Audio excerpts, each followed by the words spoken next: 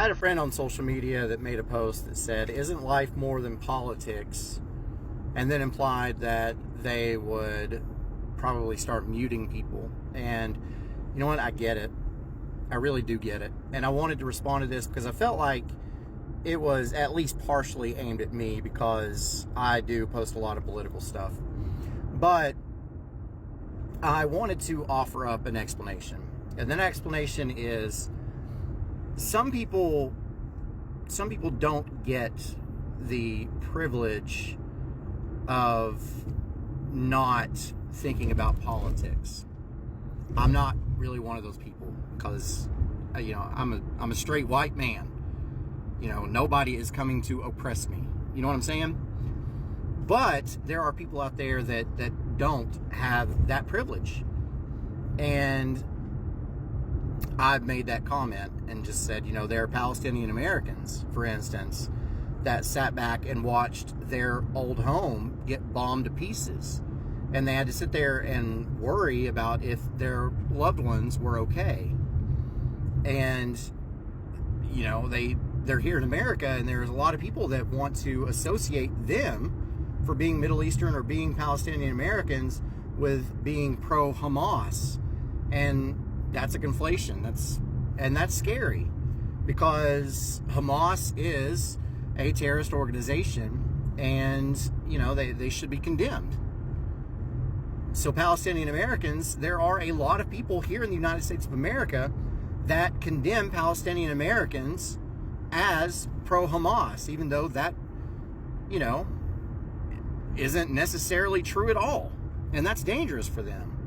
And on the flip side of that, the whole reason why that started was, we know, on October 7th in 2023, Hamas attacked Israel and kidnapped a lot of people, and it was brutal. It was awful. That was awful. And so Israel retaliated. Now, the retaliation led to indiscriminate killing and war crimes being committed. Let's just call it what it is. War crimes being committed against innocent people. So then you have pro-Palestinian protesters that are like, hey, listen, we get that Israel has a right to defend itself, but this is too much because you're killing people that didn't have anything at all to do with what happened in Israel. That is a war crime. And now you've got a student, a former student from Columbia University who organized pro-Palestinian protests, who has been detained by ICE. His green card, they're trying to revoke his green card, and it's under this idea that he was pro-Hamas, when being pro-Palestinian does not make you pro-Hamas. And also, green card holders have the same constitutional rights as any of us. So when you see that, that's very concerning. Again, doesn't have anything to do with me. I'm a straight white man. I'm not being oppressed. All right? I want to say that again.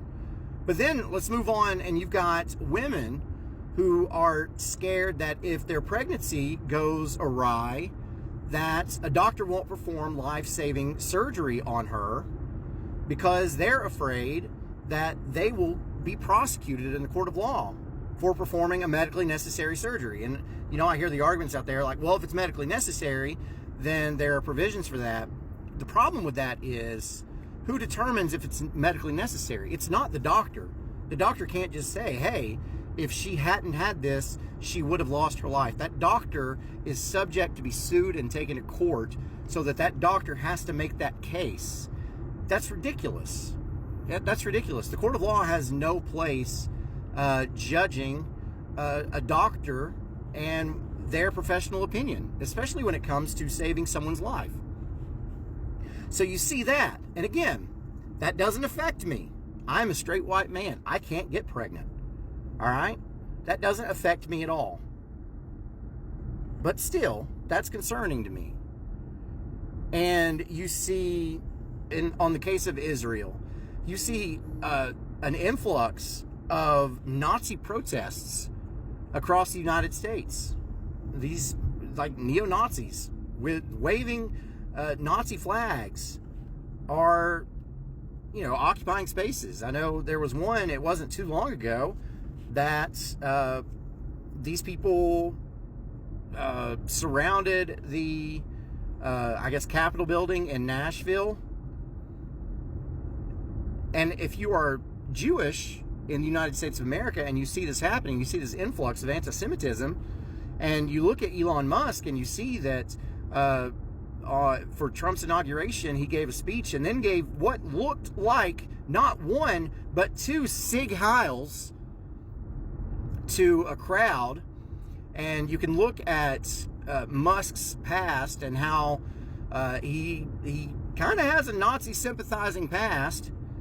That's got to be concerning if you were a Jewish American.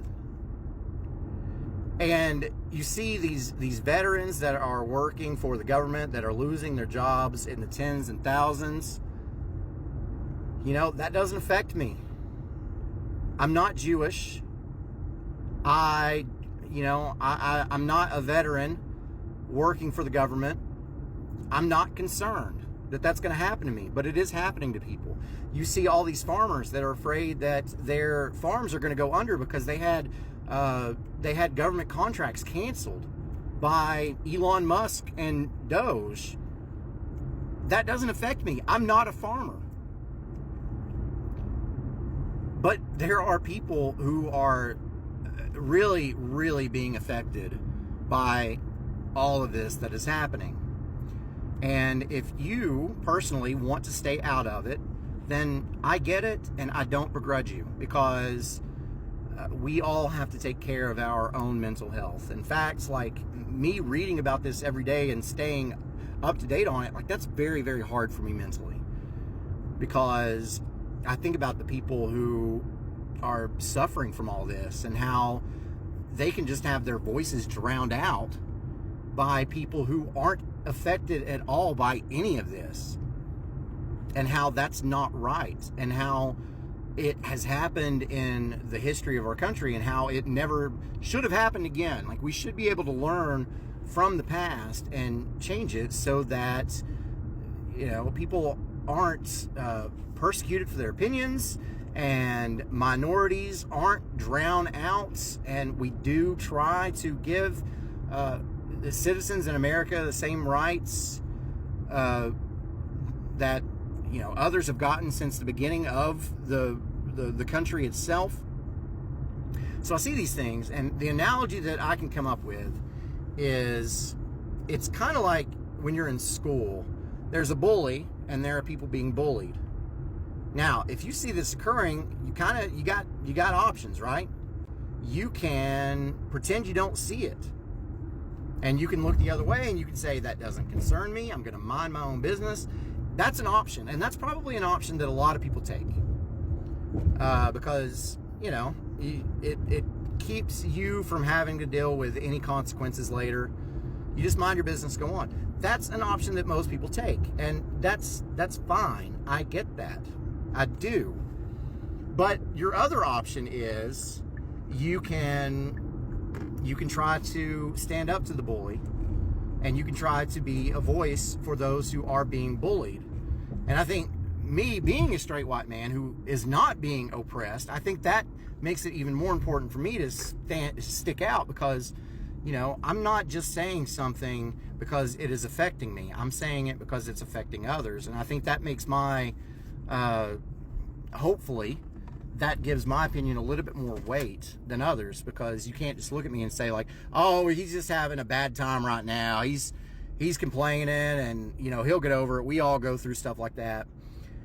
But, I mean, that's how I choose to use my voice. And if people don't like that I make political posts and try to point it out, then I get it. I do get it. And if that person ends up, you know, muting me on Facebook or any social media, or ends up deleting me, like, I understand, man. No hard feelings, because it is really stressful, and I have empathy and sympathy for that. But I feel like it is my responsibility to, at the very least, say something when I see things that are wrong.